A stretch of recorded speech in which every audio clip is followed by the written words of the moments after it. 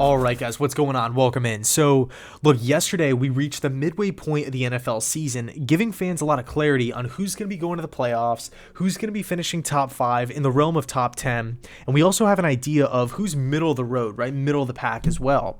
So, it's the perfect time to do my NFL midseason mock draft. To be honest with you, I've actually been wanting to do this video for quite some time now, for the last couple of weeks, but obviously right now is the appropriate time.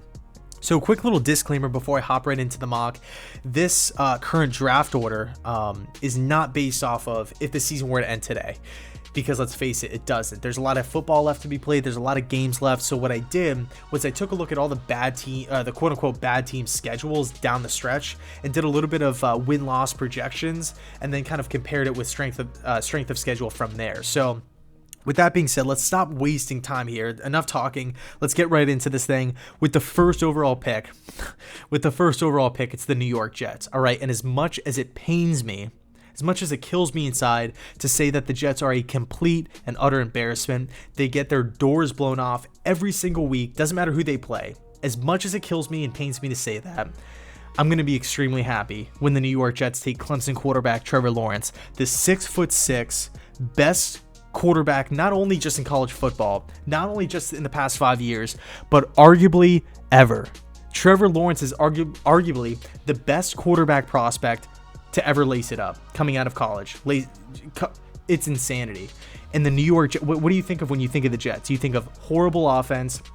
You think of turnovers from the quarterback position. You think of just a team that just gets steamrolled each and every week. A team that hasn't had a franchise, it's been starved of a franchise quarterback for years on end. My entire life, we have not had a franchise quarterback. And now the Jets are in a position to draft Trevor Lawrence, the best quarterback prospect, again, arguably ever. But people say, since John Elway. I mean, the Jets have got to take it. They've got to take this opportunity and run with it. They're going to be drafting Trevor Lawrence. They need a fresh start. Really, he doesn't have any weaknesses at all. This guy can come in and just pick up a new offense like that because let's face it, Gase will be gone. The Jets need a brand new face. Trevor Lawrence has a prime opportunity to step into New York City, the biggest market in the National Football League, and become not only just a potential superstar, but the face of the franchise within 1 year. So this is an obvious draft pick. Trevor Lawrence to the New York Jets. Next up, the Jacksonville Jaguars. I don't know what's going on with Jacksonville, man. They looked really good the first 2 weeks, and then since then, they have just completely fell off a cliff. I have Jacksonville going Justin Fields, and I get it. There's a lot of Minshew support out there. There's a lot of Jags fans out there that love them some Gardner Minshew, and I love Gardner Minshew, but I don't believe he's the long-term franchise quarterback that can put the team on his back for years. I don't see Minshew turning into an Aaron Rodgers. I don't see him turning into a Drew Brees. Any quarterback of that caliber. Patrick Mahomes, I just don't see that happening. I do see it with Justin Fields, though. I don't think Jacksonville should waste this opportunity on drafting like another offensive lineman or, getting some defensive help because there's been a lot of troubles on the defensive side of the football. They cannot stop anybody. But with the second pick in the draft, you got to solidify your franchise quarterback. If you have a maybe on the roster, but a sure thing I don't want to say a sure thing, but a really good shot for a franchise guy in the draft and he's on the board, you got to take him. All right, Justin Fields, 6'3", extremely professional, has incredible stats, incredible projections right to the next level. He's going to bring so much to this Jaguars organization from just a professional standpoint. This is a dude that he doesn't play any games. He's not up, he's not down, he's not he's not messing around out there. All right, this is a dude that's going to come to work every day, try to get better, and become one of the best quarterbacks to ever play the game. A no BS, no nonsense kind of guy. I think that's what Jacksonville needs. I really, really do. And I would assume that Jacksonville brings in a new coaching staff as well. So next up, spot number 3, I have the New York Giants on the clock, and I have them selecting left tackle out of Oregon, Penei Sewell. I look at Sewell as a guy who can come in and immediately help out the pass pro game. A dude who has an extremely productive college career and an upside as well. And when you think of the New York Giants or Giants football, you think of really Daniel Jones getting sacked, Daniel Jones fumbling the football, the inability to get the run game going. And I know they've made a lot of adjustments on the offensive line. They drafted Will Hernandez, a guy who I really liked. They picked Andrew Thomas last year. They acquired Zeitler from Cleveland, with the whole Odell Beckham trade. So, it's obviously, and, a couple years before that, they brought in Solder. He didn't work out. But, this is a work in progress. And offensive line is not like quarterback or running back. You need 5 solid guys on the O-line here. I look at the situation for the Giants. I wouldn't give up on Daniel Jones just yet. I mean, if you're sitting at spot number 3 and the top 2 QBs are off the board, because I know there's a lot of Giants fans out there that want to move on from Jones already. But I think right now it's best if you just go O-line and you take Sewell and you put him at left tackle, and you take Andrew Thomas and you put him at right tackle. More of an easier transition because Thomas, let's face it, has struggled this season. That would be the plan moving forward for, if I was running the New York Giants. So Sewell to the Giants. Next up, Atlanta Falcons. I'm selecting Greg Rousseau. All right, now this is a fantastic pick. All right, if Rousseau is on the board for Atlanta, and by the way, I'm from Florida, so I've seen a lot of Hurricanes games, Seminoles and Gators, and UCF games for that matter as well. Rousseau is an absolute tank. All right, he is versatile. He is long. He is strong. He is fast. He can line up inside. He can line up outside. He perfect fit for a 4-3 defense. 15.5. Now, obviously, he did take the year off. I will say that. He just opted out because of the virus and all that kind of stuff. But before that, 15.5 sacks in the ACC. Absolutely wrecked the conference. When I look at Atlanta, the offense is not the problem. All right, I know a lot of people want to move on from Matt Ryan. I believe he's mid-30s. And I completely understand that.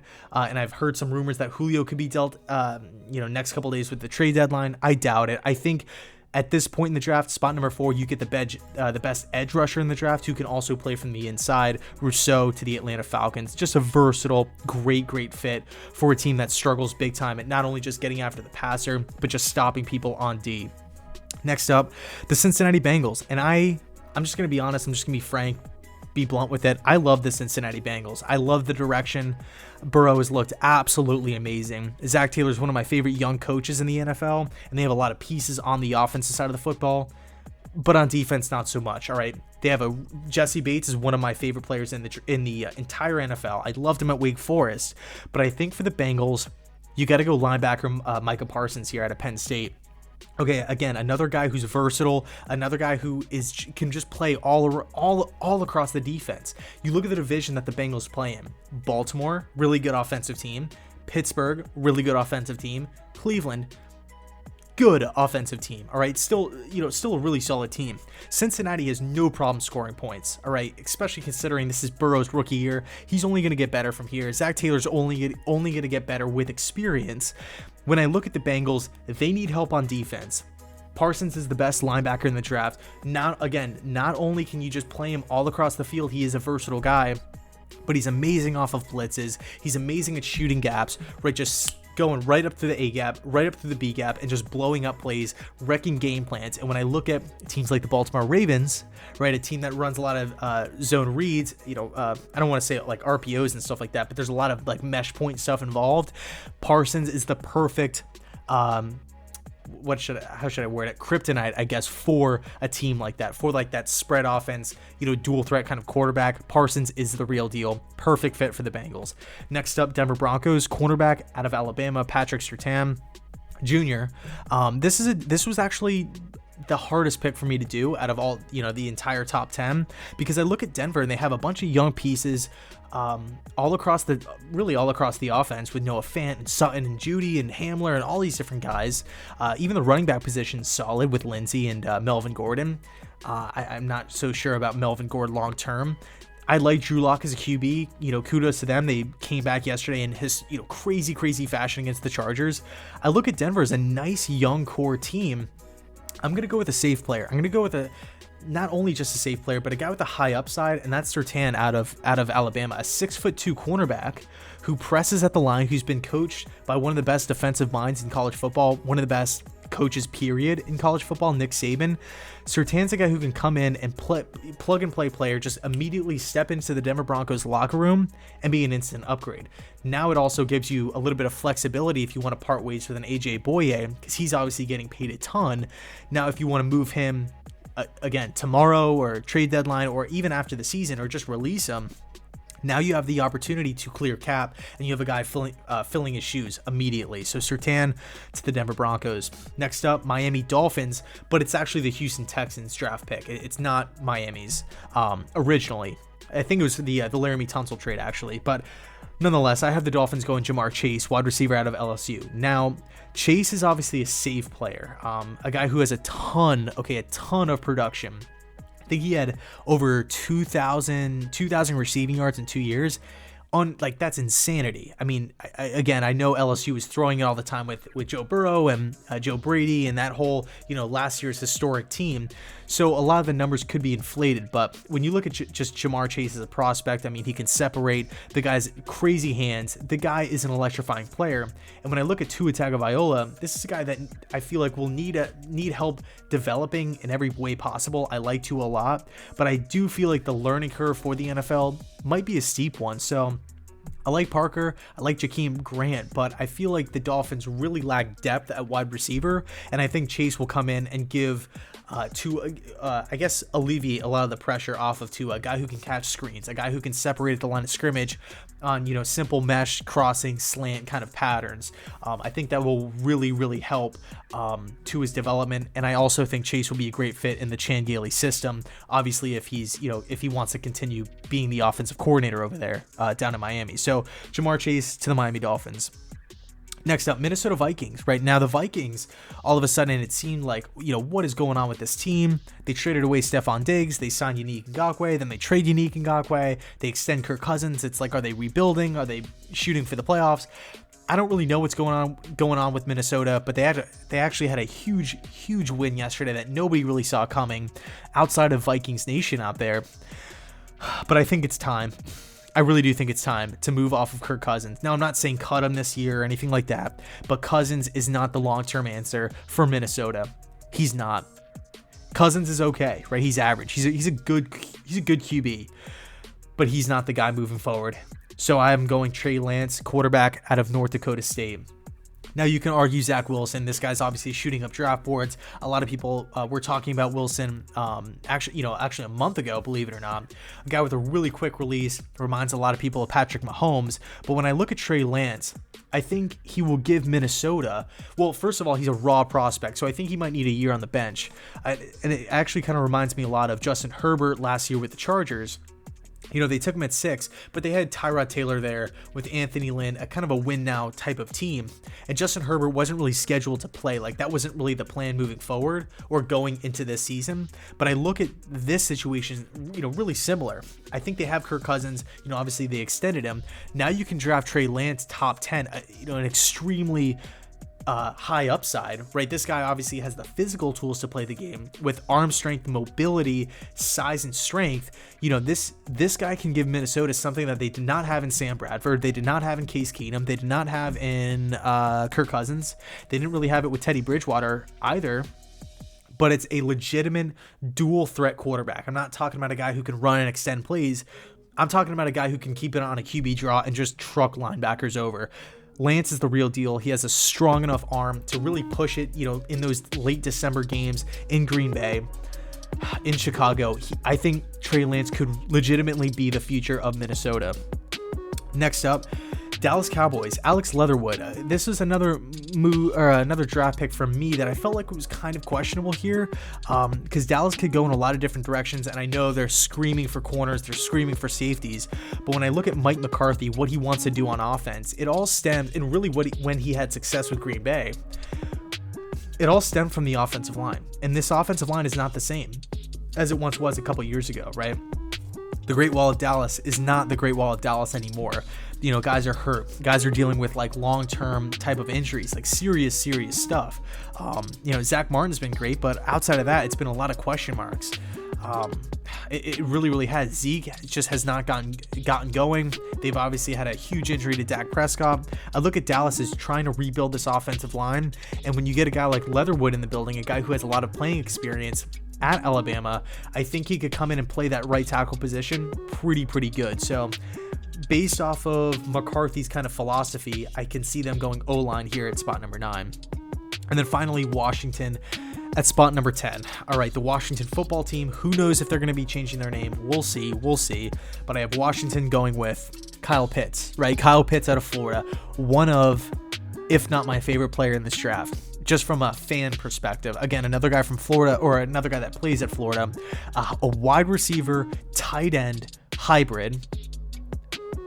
When you watch Kyle Pitts on tape, when you just watch his highlights, when you watch him, when you watch the game this Saturday, just keep an eye out for him. This guy is an absolute, it's so difficult to game plan for a guy like this, to shut down a guy like this. And when I look at Washington, who knows who's going to be playing QB for them? Is it going to be Kyle Allen? Are they going to go out and try to sign a free agent like Cam Newton, reunite him with Ron Rivera? What's going to happen at QB? We all don't know. They could, this could be a spot for Zach Wilson. Who knows at this point? But when I look at Washington, I think they have a lot of young pieces on defense, guys like Jonathan Allen and Chase Young and Montez Sweat, who's doing really well this season as well. Landon Collins, Deron Payne. They have a lot of guys on defense. But when I look at the football team, I think they need weapons. Okay, and what better weapon in the draft is there than Kyle Pitts? In my personal opinion, I think I would take Pitts over Jamar Chase. That's how much I like this guy. He's just a freak. He's just a physical freak. His catch radius is humongous. And I think it just is going to be a huge, huge, huge help for whoever's going to be playing QB out there. He's just a matchup nightmare. And you already have Terry McLaurin out there who's doing his thing. He's obviously a great playmaker. All that's going to, all drafting Pitts will do too is, helping McLaurin get open. Because right now, that's really all defenses can hone in on is stopping Terry, yet he's still finding a way to score TDs. So Kyle Pitts, if you don't know him, check him out. I don't know how this guy's being mocked at, down in the teens and the 20s. I think this guy is phenomenal. And I know I mentioned I'm from Florida. I'm not some Gator fan here, just like a biased Gator fan. I actually don't like the Gators at all. I'm just, they're in my face all the time every Saturday here. But dude, this guy's legit. Kyle Pitts, go check him out. Huge catch radius, just a matchup nightmare. He's built like a wide receiver, but he plays tight end. It's crazy. Built for today's league. So that's pretty much it, man. That's the midseason mock draft. So let me know your thoughts down below in the comment section. Cannot wait to hear them. Did you guys like the pick? Did you guys not like the pick for your specific teams? And also, who would you pick? Who would you pick for your favorite team out there? So I'll leave it there. Thanks so much for watching. And as always, go Jets.